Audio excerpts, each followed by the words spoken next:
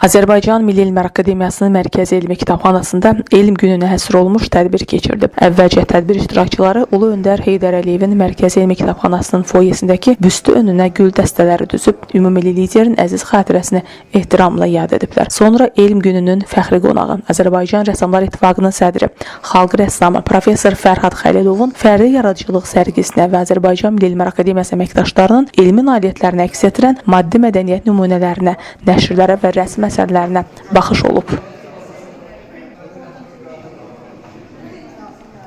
Ayrı bir problem. İsti və soyuq rənglər.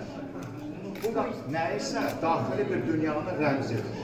Mərasimi giriş sözü ilə açan Azərbaycan Milli Elmlər Akademiyasının prezidenti akademik İsa Həbibbəyli bildirib ki, ölkə başçısının sərəncamı ilə 2018-ci ildən qeyd edilən elm günü müstəqil Azərbaycan dövlətinin yaradıcı ziyalılara, alimlərə, elm adamlarının xidmətlərinə verdiyi yüksək qiymətin əməli ifadəsidir. Akademikin sözlərinə görə ötən ilki elm günündən keçən bir illik dövrün elm aləmi üçün ən böyük tarixi hadisəsi Azərbaycan Respublikasının prezidenti İlham Əliyevin 3 noyabr 2025-ci il tarixində Milli Elmlər Akademiyasının 80 illik yubileyində iştirak etməsi və dərin məzmunlu proqram xarakterli nitq söyləməsi olmuşdu. Prezident İlham Əliyevin Akademiyanın 80 illik yubileyindəki tarixi nitqində texnoloji inkişaf, rəqəmsallaşma, süni intellekt və kiber təhlükəsizlik sahəsində qarşıya qoyduğu vəzifələrə də toxunan natiq, elektron hərəkat, rəqəmsallaşma və süni intellektin son 3 ildə akademiyada həyata keçirilən yeniləşmə islahatlarının əsas istiqamətlərindən birini təşkil etdiyini vurğulayıb. Azərbaycan Respublikasının birinci vitse-prezidenti Mehriban xanım Əliyevanın rəhbərliyi ilə rəqəmsal inkişafa dair dövlət proqramının icrası ilə əlaqədar olaraq akademiyanın rəqəmsal inkişaf üzrə proqramının hazırlanmaqda olduğunu deyən akademik İsa Həbibbəyli,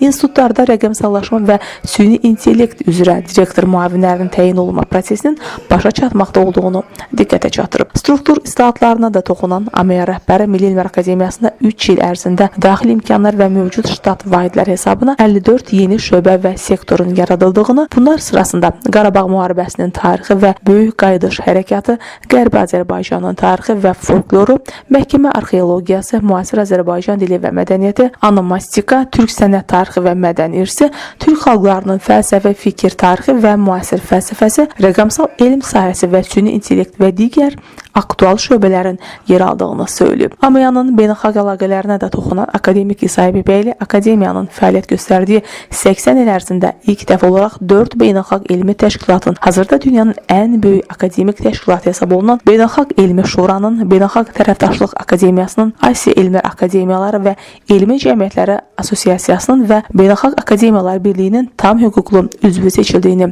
diqqətə çatdırıb. Sonra çıxış edən elm gününün fəxri qonağı Azərbaycan Rəssamlar İttifaqının sədri, xalq rəssamı Professor Fərhad Xəlilov bu əlamətdar günü münasibətilə iştirakçılara təbrik edib, tədbirin yüksək səviyyədə təşkilinə görə akademik İsa Həbibbəyliyə minnətdarlığını bildirib. O, ümumilli lider Heydər Əliyevin Azərbaycan mədəniyyətinə, incəsənətinə və elmin inkişafına göstərdiyi xüsusi diqqət və qayğıdan bəhs edib. Bu siyasətin ölkənin mədəni-mənəvi tərəqqisində həll edici rol oynadığını vurğulayıb. Tədbirdə Azərbaycan Respublikası Milli Məclisinin Elm və Təhsil Komitəsinin sədri Professor Anar İskəndərov çıxış edərək Prezident İlham Əliyevin Azərbaycan elminə və alimlərinə hər zaman yüksək dəyər verdiyini bildirib. Daha sonra xalq rəssamı Fərhad Xəlilovun həyatı və yaradıcılığına həsr olunmuş film nümayiş etdirilib. Tədbirdə Azərbaycan Yazıçılar Birliyinin sədri, xalq yazıçısı Anar çıxış edərək elm gününün elmlə yaradıcılığın vəhdətini təcəssüm etdirən əlamətdar gün olduğunu deyib. Tədbirdə çıxış edən Azərbaycan Milli Elmlər Akademiyasının vitse-prezidenti vəzifəsini icra edən akademik Gövhər Baxşəliyeva bildirib ki, müstəqil dövlətimizdə ahəngdar cəmiyyətin qurulması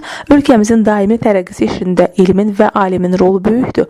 O qeyd edib ki, ötən 80 il ərzində Milli Elmlər Akademiyası Azərbaycanda elmin bayraqdarı olaraq elmimizin və bütövlükdə cəmiyyətimizin inkişafında böyük rol oynayıb. Tədbirdə həmçinin çıxış edənlər son illərdə Azərbaycan elminin Prezident İlham Əliyevin yüksək diqqət və qayğısı sayəsində yeni inkişaf mərhələsinə qədəm qoyduğunu bildiriblər. Daha sonra bir sıra alimə mükafatlar təqdim olunub. Bundan başqa elm günü münasibəti ilə yüksək impakt faktorlu jurnallarda məqalələrin çapına görə 1-ci, 3-cü yerləri qazanan əməkdaşlara sertifikatlar, gənc tədqiqatçılara ilin gənc alimi diplomları təqdim edilib. Həmçinin rəqəmsallaşma və süni intellekt sahəsində fərqlənən AMEA əməkdaşları təltif olunublar. Sonda xatirə şəkilləri çəkdirdi. Leyli Namiq qızı, Ziya Xudiyev, Fərid Həşimov, Elm TV.